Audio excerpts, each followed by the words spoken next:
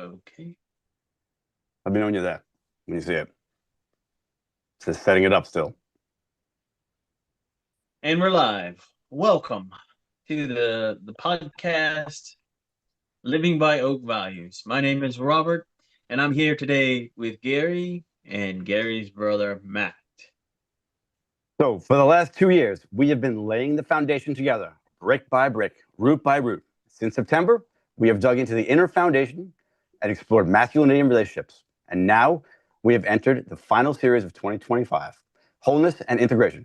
Today's theme is becoming whole, not perfect. And the question we are asking is this: what actually makes a man whole, and what makes him chase perfection instead? Because growth isn't always about adding more to your life. Sometimes it's about slowing down, looking underneath, and being brutally honest with yourself without shame. We're not here to perform progress. We're here to test the ground we're standing on, get real about what's holding us together and what's quietly pulling us apart. Because real development isn't linear, it's layered. And the deeper you go, the more you find old habits hiding under new language, or pain dressed up as purpose. Today, we are stripping all of that back and digging into the truth of who we are, flawed, human, and still becoming whole. Take it away, Rob. Good job, Gary. That was Thank you. amazing. And the Thank main you. point to take away from that is Welcome. being whole doesn't mean you have to be perfect. You got that right. Absolutely.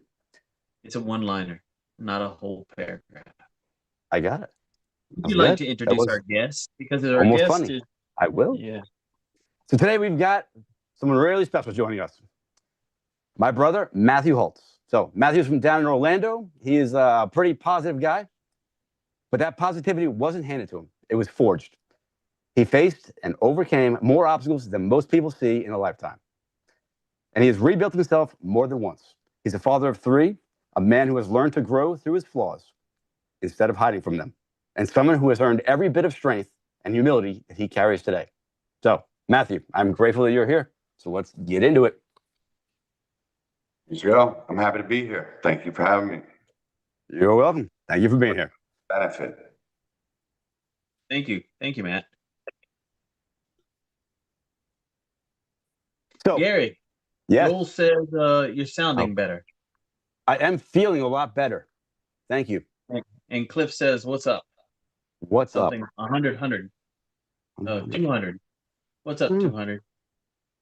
Kristen said she's waiting in the room. I don't know what that means. What is she trying to get into the Zoom call? No.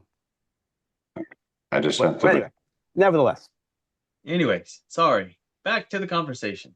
yes. So, Matt, growing up together, we have been through a lot together. I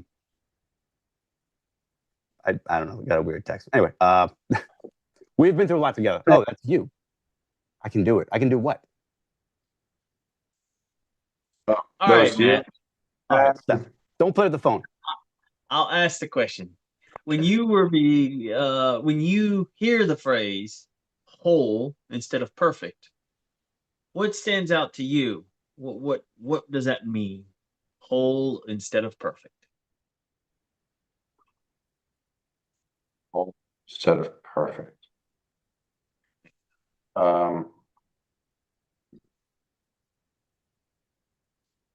No one's perfect, right? No one's perfect.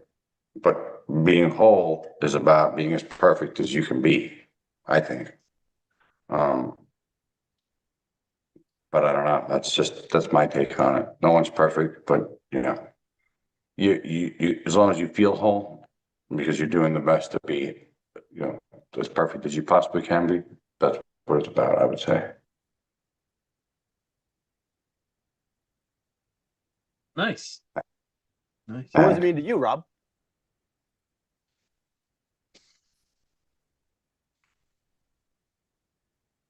So I like Matt's answer. It's kind of like the best that you can be. But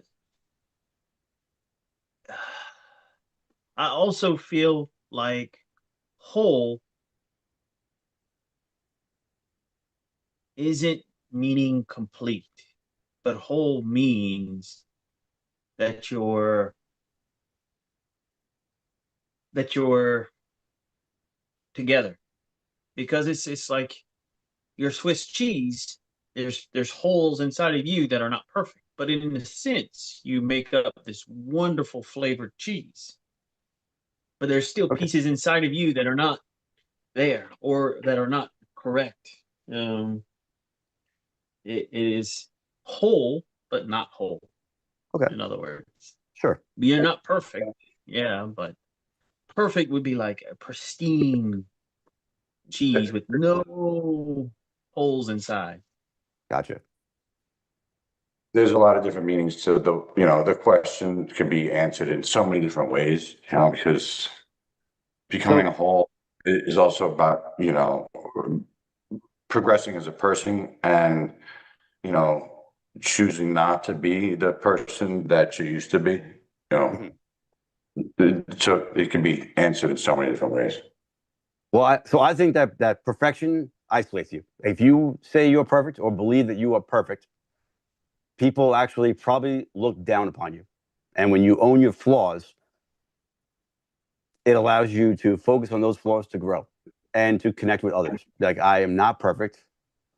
This is where I fall short, and that area that I fall short might be the area that you excel. So together, we can work to become better human beings. Not perfect, but better, more whole. That you can't be whole without accepting your Right. flaws and facing your flaws, because then you're not whole if you're still, the person filled with flaws that's not even facing them or trying to attack them head on.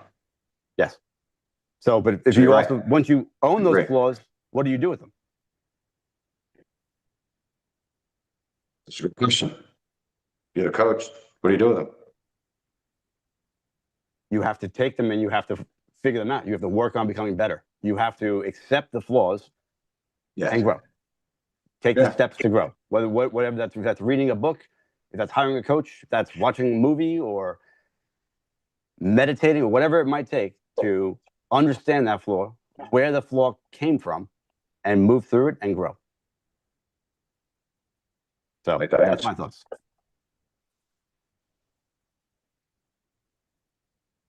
All right. Oh, So so we have some comments while we got a break. go for it. Joel said is what is perfect? Nothing's perfect. Only perfect in a sense that it is the way that it's supposed to be in the moment. Being whole means you are a version of being perfect, like the cheese analogy. Thank you, Joel. I know it was a good cheese analogy. I'm glad And Joel liked we it. have Christopher. Awesome. Nice seeing you, Chris. Shout out to you, big man. Define whole. It seems you always be a never ending battle with the values and others' expectations. And Joel says, I think that makes sense. So to Chris, I think that you seem like, in that, I could be wrong, but in that what you're asking, you are trying to be whole in somebody else's eyes. And that does not matter. You need to be whole in your own eyes. So with your own expectations. So anyway, Literally. so I want to share. So growing up with Matt, we're 2 years apart. It was hard growing up with him because I was always the better looking guy. Now I remember Second rate. one thing that I remember from being a child growing up with you was that you were always the athletic one. You were always. I remember, when we got weights for Christmas one year, you got the bigger weights, I got the little weights, and I was older, and I always felt like, man, I need to be more perfect like you. Like, I strive to be more like you when I was that age. So yeah, so that's where I think maybe striving for perfection started. Maybe that I can think of. That's my earliest memory of striving to be someone that I was not. Well, that makes sense. I mean, I feel like a lot of my childhood was, the scoreboard was meant a lot. Mhm. I feel like, grades, sports, behavior, like there was always like an invisible judge taking notes. So those were always, always, well, for both of us. Not that it's a bad thing; it's a good thing. No, it's absolutely a good thing. And it's like, 'cause I look at my daughter and she doesn't have that sibling to strive to be better than or to guide, if you will. So yes, it's like a double-edged sword, sort of. Like, so I thought I wasn't perfect or good enough because you were younger and you had the bigger weights. Uh, and you were on all the sports teams, and I didn't do any of that stuff. But it's good because it drove me to try to be better. So, and I look like Amity, she doesn't have that. She can go against her friends, but she doesn't have that at home competition to grow. Which is like, uh, who knows who we would be without that? Yeah, yeah, Totally absolutely. different person, 100% different person. If we didn't have that growing up, Yeah, we would definitely not be the same people we are today. yep. So, Rob, what do you have any insight on that since you had a brother or have a brother? I do have a brother. Yes. So, do you have an insight on being perfect or trying to be like him, or he was trying to be like you, or anything along those lines?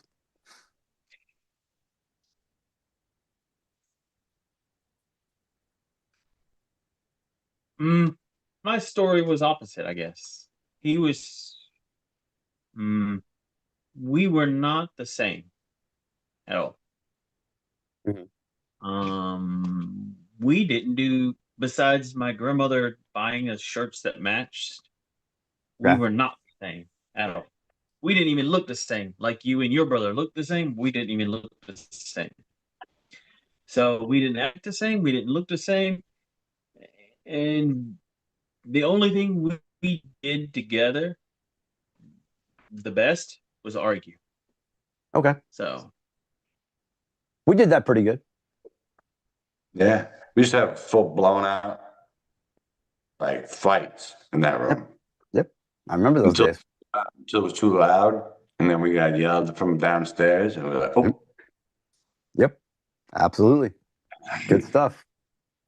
yeah, yeah."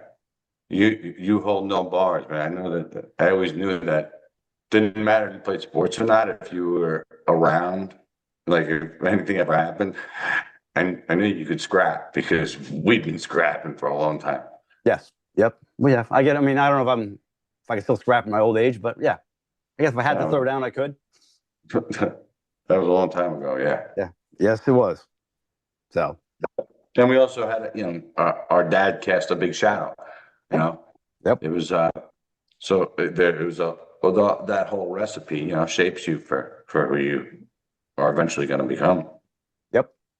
I don't know if that was the beginning of the question or not, but No, well, Rob has a question to ask, and that would roll into that if Rob wants to go to question 2 in red over there. I do, but I want to make Joel's comment is how would you guys see each other presently? How do you see brother to brother? What advice would you give as encouragement would you give? oh, we give each other encouragement every day. And if I need encouragement, I know where to get it from. I try and be the same for him, and it's always been that way. Yeah, I think, and the encouragement comes in different ways when it comes to brothers. I think sometimes it's letting him know he's an idiot or that he's done something stupid, but it's It's more, also on the same page. It's letting him know that he's done well and that was a good idea and that was a smart move, whether it's with him or his son or his daughters, whatever. Like it goes, it can be sarcastic or serious, but we do encourage each other on a regular. and it's important to have that, the genuine feedback that no one else is going to give you, the Mhm. realness. Not like I don't feel like your own brother would. Right. And, Awesome. go ahead. Yeah, that's it. That's good. Go to the question, Rob. So growing up as the Holt boys, what pressures around perfection or performance do you think were taught to you really early on? Well, like Matt has just said earlier, like my dad, he cast a big shot. He was a strict man, so I think a lot of pressures that we had were on being well behaved or giving the impression of being well behaved. Um, So I think that was the biggest. I think that was my biggest pressure was, trying to be well behaved, but also trying to, one up Matt. So how about you, Matt? No, you said it exactly. I mean, it was there was a big shadow that and a strict one. We grew up structured, and I think we were all of the important uh, qualities that people should have were instilled in us, pounded us at a young age. Yes. Um, I mean, anything and everything, and yeah. Thank God for that. It's funny because you look back and how we were raised, and I remember Dad saying, "You can't wear high tops because those are for thugs." And I'm like, "What?" And this sucks. I want a pair of high tops. But now that I'm a dad, I look at what my daughter wears sometimes. I'm like, "You're not wearing that." So it's like everything that but both him and mom, that they instilled in us that we were like, "This is ridiculous." I'm doing the same thing right now. So You don't realize it. yeah. So I truly appreciate the way that we were raised. As much as a kid, I thought it sucked. Just Yeah. in Rob and I had a discussion today, about my daughter going to church with me, and she's giving me some pushback. And I remember never wanting to go to church with mom. I had better things to do, and we were forced into it. And now I'm a regular churchgoer now. Is it because of her? I bet she had a lot to do with it. So I'd say so. And yeah, yeah, that was forced to go to church. We didn't have, there was like, there was no no, choice. church. It was like, hurry up and get ready. If you're not ready, too bad. Tie your shoes in the car. We're out of here. Yep. And then if I wanted to go surfing or something, like, oh, you guys didn't mow the lawn. We'd have Yep. to race through the yard with a lawnmower just so we get to the beach because we didn't mow the lawn at the church. So yeah, I agree. I feel, especially in the past, I don't know, this past year Hmm. with, learning more about the Bible and, getting more involved. And with that, I feel like, mom definitely has something to do with it, Hmm. even though I'm not following down that exact same path. Sure. Um, it definitely has something to do with it. And it's, you always want to follow your mom and dad, right? Because they know best, and right. Right. So But is if that it's okay? Go ahead. Sorry. if it works for mom, why would it not work for me? Sure. So by following right down mom and dad's same exact path, is that striving for perfection? Or if you just take that road and maybe veer off slightly but ride parallel, are you becoming whole? You don't have to be exactly who they are, but you want to take their guidance That's and do the it. best that you can. I'm not. I'm. I'll never be exact, but I can take that what I was taught and run with it in Yeah. my own whatever way is me. Yeah, exactly. So, all right. And yes, Joel, you are a thug. Sorry, looking at the comments. Yeah, because you got them fancy high tops. We had one pair of shoes in the beginning of the school year, had to last all year. I remember getting No, the fake Adidas's. no way we were getting $200 Nike high tops. We No, want to pay less shoe stores where the bottoms, like everybody know, because you could hear you walking down the hallway. Yep. so I quick little thing. I remember growing up, we were playing stickball. I think it was in the street, and I had my brand new knockoff Adidas on, and I slipped and fell, and I was so mad because it was the shoe's fault. And that year, I got my first pair of real Vans, and I was so excited. I'll never forget those. They were suede. They were nice. I like those. Where'd you get them from? Germany? Uh, I guess mom, but I think it was Santa Claus. Mhm. Okay. Mm. So yeah. Anyway, what's your next question there, Rob? Before this turns into just Oh, me and my brother shooting the shit, shooting the well, breeze. no, yes, please. Miss Paula Holtz is watching, I know. so I just saw she, her. I know. so Hopefully she's please, late and you'll yeah, bad things I said. yeah. So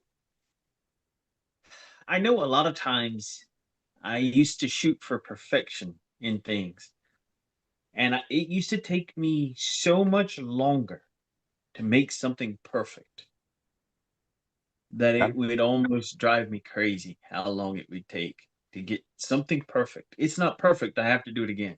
And it's not perfect, I would have to do it again.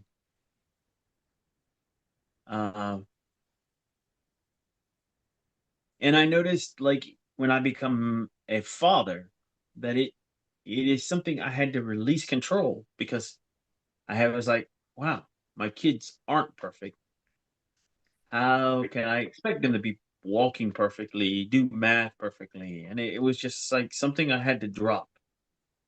So when y'all became a father, do you feel like you were pressured to be perfect as fathers? Go Every ahead, Matt. father, I think that that's a natural reaction, right? You know, you want to be perfect. You want your kid to be perfect, the best of the best. You know, there'd be nothing wrong. I think every one of probably our parents wanted the same thing. As soon as the second we were born, we want the perfect baby. Everybody does, but you know, we understand because we've been around longer that perfection doesn't exist, but perfect is how you see it, and as long as your kid is perfect to you, what else matters, right? And they're Yeah. healthy. So that's one way of looking at it. But I think it was more about you trying to be perfect, is what he was asking. And I don't think I was pressured to being perfect when I became a dad, but I wanted nothing more than perfection. And I think that's when I first actually started looking back at how I was raised and trying to take in every lesson that I might have forgotten to try to hone it and create it into my lesson that I was going to give to my daughter. Realizing that that was impossible. Like, as much as I wanted to be the perfect dad, only thing I could do is do what my dad did, and that is be the best that he could be. So nobody's perfect, but we do. The pressure, I think it's internal pressure. I wanted. No one said, Gary, you got to be perfect. You got to be the perfect dad, or this is going to just be all screwed up.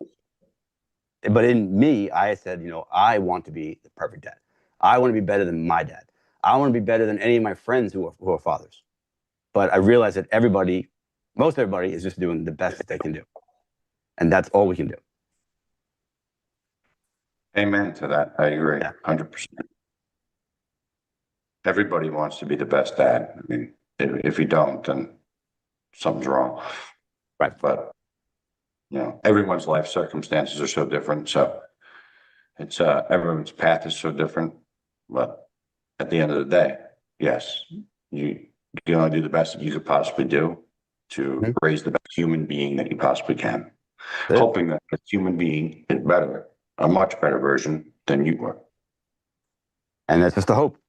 You can only do the best that you can do, and it's in their hands. And that's reality. So, but yeah. So Matt, tell me about a time or a season in your life where trying to be perfect actually broke you.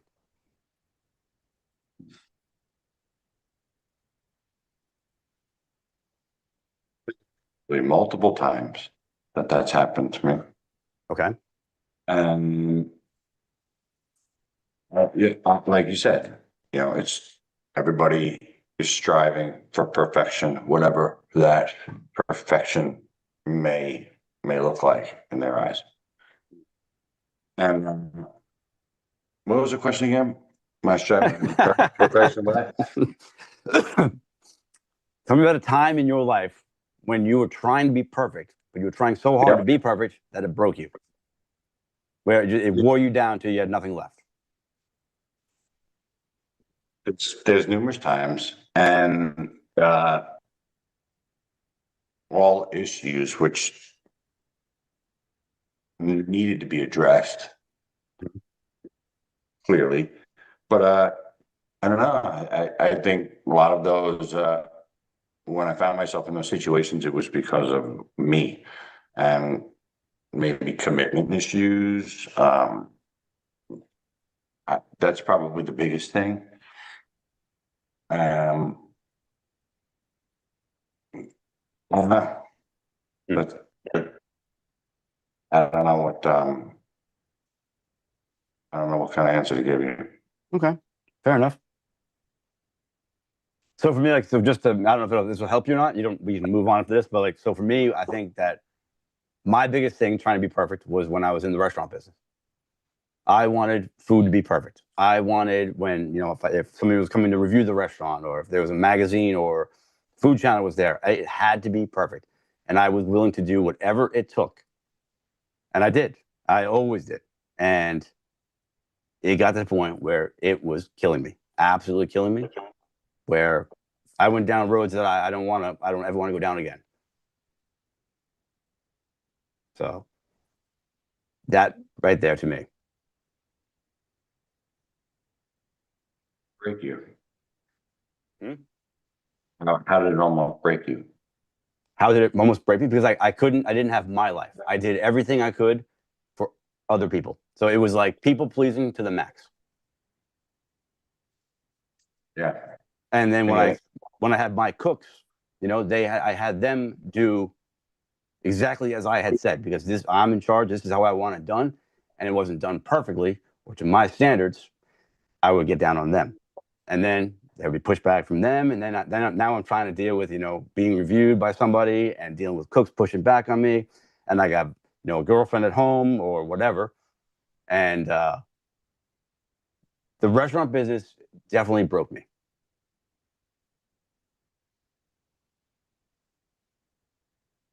So that's me. Control what we can only control what we can control, right? I mean, if This is it's what I know now. yeah, I So, mean, all that stress and you know years off your life worrying about something you couldn't control, really, at the end hmm, of the day. yeah, But yep, you had to go through it to realize that, yes, like many other things in life. absolutely. So y'all have been broken by events in your life. Mhm. How did you become whole? Or how did you realize what whole was in your life? Mhm. Matt, you go first. This might take me a minute. You got this one. You got it. Go ahead. So it took a long time between after I left, fancy restaurants. I got married, and it was the same thing. I tried my best to be the perfect husband. Along with running restaurants and having good numbers and just doing everything I could. I tried so hard to be perfect, and I was not whole until my divorce. Until I sat in my own stench and realized that I was the one creating the lack of wholeness, where I had to find my flaws and actually look at them, look in the mirror, look at me, at my flaws, and say, I need to overcome this. And I did, by the support I've had from family and friends and God, that I have become whole. And every day I strive to be a little bit more whole. I will never be perfect, You, you know, but I'll always be more perfect than you. So that's all that matters. hey, that's all that matters. Yeah. So, Rob, do you have an answer to that or no? Right. Do you have an answer to when you realized that you had to be whole? Yeah. So I my mean, answer isn't that. Oh, is it Matt or is it Either, Robert? I don't care. Either one of you guys. Fire away. Go ahead, Matt. Go ahead, Matt. you got to go. Oh, my answer is a little different. Um, because you're looking at perfection is like that is a flag to get to. Mhm. And being whole is self acceptance. Yes. Mm-hmm. And so it took me up until recently where I had to say that uh, the famous line, I am who I am," the one Yes. you like with Popeye, I am Yes. me, I who I am what am, I am. whatever. Bam. Yeah, it took me very long until till I had to realize that we are not meant to be perfect, but we are whole. So how did you realize that?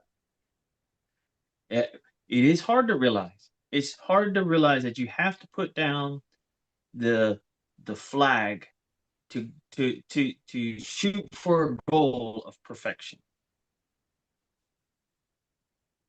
and But to you're there accept now. yourself as you are. Yeah. So, but how did you? What was the kicker that got you there? Oh, it was after my divorce.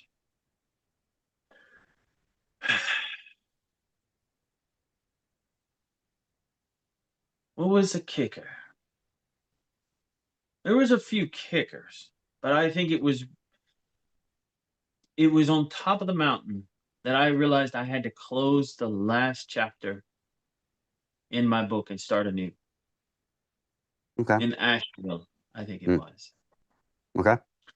I stood on top of that mountain with a bunch of other guys and I said, I have to close this chapter and start a new chapter, Okay. knowing that I have to start that new chapter with Robert as a whole, with all my experiences, with all my stakes, with all my scars, and I have to use that as who Robert is and move forward. That I will never be perfect. Okay. So Cliff has a question, but I want to say something real quick on that. So for me, it's when you are burning the candle at both ends, striving to be perfect, and then realizing that you are trying so hard to be this that you're not showing up for the others in your life. You're not showing up for you. And really, as perfect as you think you're trying to be, you're nothing because you're not there for the people that want and need you. And I think that's what really kicked for me. Like, I wasn't there for my daughter the way I wanted to be. And I definitely wasn't there for my ex-wife the way I should have been. So I think that those two things, when I realized that I was not even showing up because I was trying so hard to be perfect in my mind, that was my kicker to realize that I need to be whole. So it was a pain point that helped me grow. I agree So with you. I think that, you know, most of my battles that I went through came from trying to carry everything alone, pretending I was fine and numbing whatever hurt too much to face. sure. So that's, uh, that's how you get lost. It's not in one moment. It's like in 1,000 quiet ones that you get lost. So, but yeah, I agree with what you said. Yes. So Cliff says, so define what perfection is. If we won't ever be perfect, what is perfection? And who decides what it is? That's a good question, actually. I would say Uh, that perfection, in my opinion, perfection is like we talked about before this recording or the live, was that it's your legacy. It's what do people say about you and how well you did after you're gone. That's my take on it. So yeah. Perfection isn't about becoming a perfect man either. I think it's more about becoming a present one than a perfect one. yeah, yes, because like you'll never be perfect. So the presence is what counts. You need to be present. You need to show up for yourself and show up for the ones that are important in your life. Yeah. So, so Rob, you there? Yes, yes. I mean, Why do you think that men often get stuck in performance mode versus being whole? What forces us as men in general, and I don't know, I can't speak for women, but for men, like we all, I feel like, try to be perfect. Why do you think that is?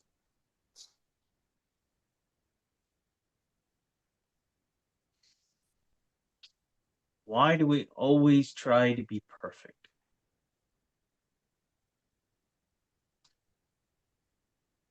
Because it's an ideal more than a reality.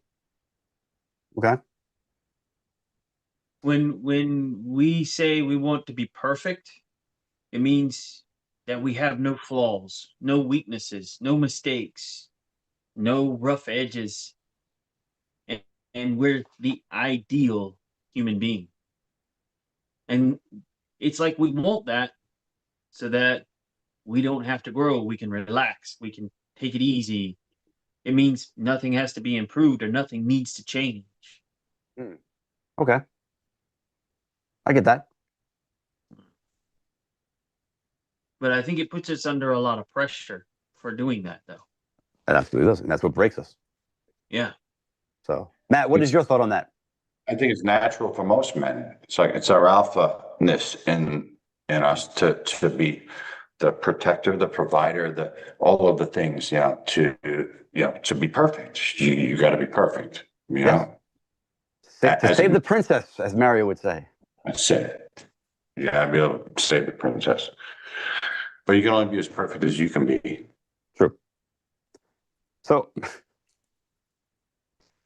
hey, so Rob, Cliff wants to know. I'm not. I'm not perfect. Perfect is a limited belief, which I can agree with that. Wait. So I'm not perfect is limited belief. If you think of it, look at the verbiage. I can't. I won't. I never will be. It's a That's belief, nothing. not a fact. I'm confused on that, Cliff. What Man, you're I trying can't. to say? I don't know. Maybe he'll put more on that later. But anyway, Gary, let me ask you a question. go ahead.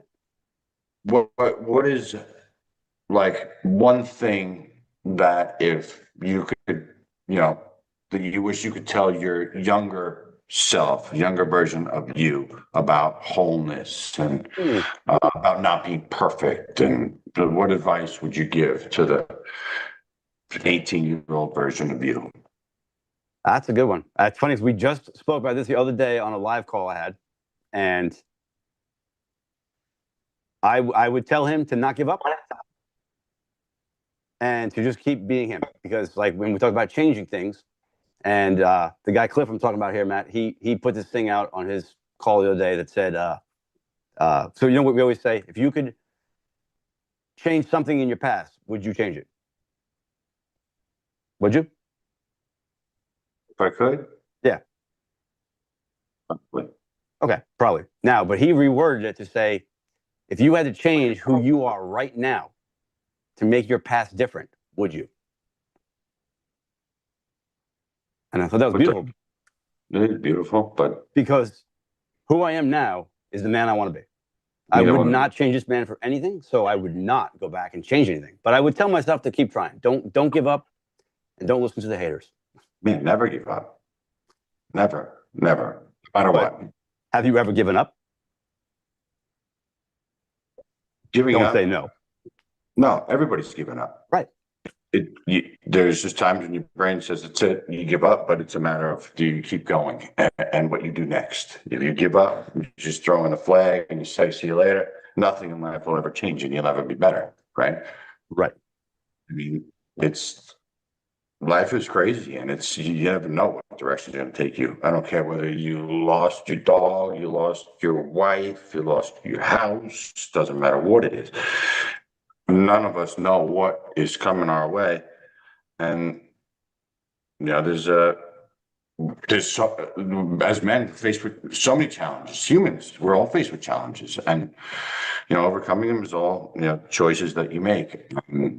Becoming a better version of yourself every day and having that goal written down.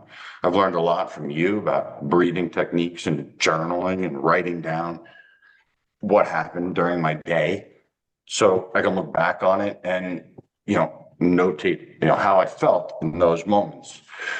Because controlling my emotions is, part of my, like, becoming a better person, a better version of me. Controlling my emotions a little bit better. I don't think Gotcha. that bad, a little bit better. So yeah, just journaling, taking notes about how I felt at certain moments where I knew I felt off. So I can try and pinpoint why I felt that way at that moment. Okay. A lot of things that I learned from you and a lot of things that I've learned just along the way in life. And, I've faced so many different things that have, you know, I feel like the devil is always at our doorstep, no matter who we are, where we are. The devil is always at our doorstep. And Yes. True story. sometimes some of us are more prone to being weak, having weaker moments or lapses in judgment, whatever you want to call it. I don't know. But I've been down that road and it's an ugly road. And, it took a lot for me to get from the person I was to the person I am today. And most of that is accountability, Mhm. being totally accountable for everything that I've done, knowing that no matter what it was, it's my fault. It is my fault. Everything stemmed during that period of my life. Everything's my fault. And I take full responsibility for it. I'll never put the blame on anybody else because it's nobody else's fault but my own. And that's it. Yeah, I know I went off on a tangent there, but Whatever. No, that was good, and I'm that actually makes me feel good that I've helped you out in some way, shape, or form. So Thank you yeah, for thank you sharing for that. that. That was very good. Yeah. Um, yeah. I have one more thing, but I want to talk to Cliff real quick. So, oh, all right, two things from him. So, I'm not perfect is a limiting belief, but what I think that I am perfect is a limiting belief because once you're perfect, you can't get any better. So that's stopping you. By so For I wouldn't say I'm not perfect. I'm always striving for perfection. I know that I will never reach it, but I'm always striving, and that is the belief that keeps me moving forward. So, and what it's Cliff just had, like right? What's up? it's just like wants. You could want a Ferrari, you could want a Lamborghini, you could want this, but once you have all of that, then that whole feeling of that want and working towards getting something is gone, Okay. and that's not good. I feel like the human nature, we need something to drive us. Yes, absolutely. Yes, we need that driving force. And what he had said that I screwed up was he had said, "Would you trade who you are now, right now, for a better past?" A better pass? Yeah. So it's No, the same question I said earlier, but I said it wrong. I butchered it. yeah, What? he worded it differently. Much better. I butchered it, but whatever. I would say no way, because the No, I best wouldn't. version of yourself is yet to come. Right now is the best version of me. Tomorrow will be even better, That's right. assuming I wake Every up. Assuming I wake up. If not, well, then hey, here it is. Get a good look at it. Hey, at least we got it documented, your final words. Yeah. There you go. So it sounds like the way Cliff was using perfect, I think he was using it more as a perspective than, and it's almost like the opposite of perfect isn't really failure, but it's being authentic. Okay. I think I heard that somewhere. Jeez, I don't remember. But it's like when you say you're perfect, you're just putting on a mask. Is it really that you're perfect, or you're just saying you're perfect, or are you perfect only to obviously, yourself? Picture. Go ahead, Matt. I'm saying obviously they're just telling themselves that because nobody's perfect, right? We already know that. We're going to have Cliff back on as a guest soon because he has some disagreements and I'm ready to throw down with this guy. He disagrees again. He said, "What's the definition of perfection? We are designed to fail. We are functioning perfectly. So failure is a part of perfection." So I do agree with him, but we will never reach that actual state of perfection. That's my thought. And if he wants to fight me on that, just I'm right, you're wrong. Is what it is. Perfect, perfect isn't real. It's the airbrushed version of yourself that you invent when you're terrified of being judged. I think for a lot of people anyway. That's just my take on it. Mm. All right, Cliff wins. He said, if we're not perfect, then we are saying that God created us wrong. So, Rob, since you are more of a religious man or been doing this longer than me, what is your thoughts on that? Thoughts on what? Shuffler said that if we're not perfect, then we are saying that God created us wrong. If we're not perfect, God created us wrong. We're perfect in God's eyes. Always. We're perfect in God's eyes. And that should be enough for you as a person. If you're perfect in God's eyes, you should be perfect in your eyes.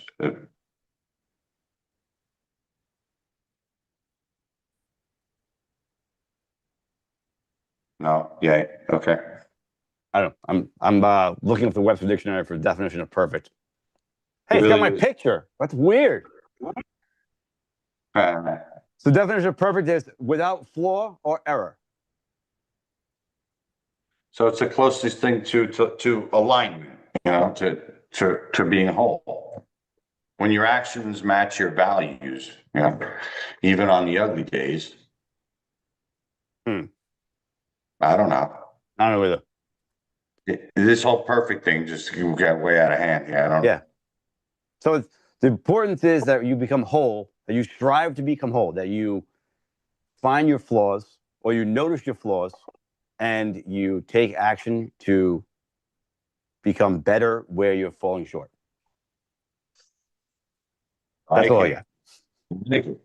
Perfect, All right. is the Rob, do you man's have a closing that ready or no, since we are almost at 50 minutes? Oh, What is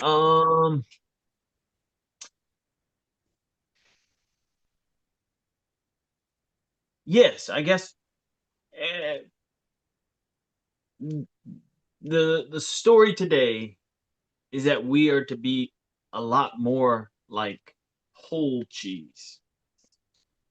If we had no holes, no cracks, no funk, no sharpness, no softness, would we be cheese? boring cheese? Perfection is bland. All right. Wholeness is bold, just like good tasting cheese. Whole cheese is real, with its holes, with its edges, and with its stories. We want you to be a part of the thing. Log in, let us know. Come be a part of the story. Let us get to know us. Give us a shout out. Reach out. We have more to come. Thank you, Matt, so much for joining us. Your story and Gary's story is awesome. Check us out on Facebook, TikTok, uh, and wherever else you get your news on a Instagram, daily best. Oh, yeah, go ahead, Gary. whatever. Take it Oh, away. no, I was going to say Instagram and LinkedIn and everywhere, man. Come on now. And YouTube. Anyway, all right. The conversation is just the start of the Wholeness to Integration series. If you are ready to go deeper, join us on Thursdays in the Motivated Men's Group. Sign up for the Inner Circle newsletter. Next week, everybody, the new ebook will be available. Sign up for that along with the free class I'm hosting on January 10th. Until next time, stand up, speak the truth, and stay authentic. All right, everybody. Thank you, All right. gentlemen. How do I do this Appreciate now it. without getting rid of everybody? You just go to the more and hit in live.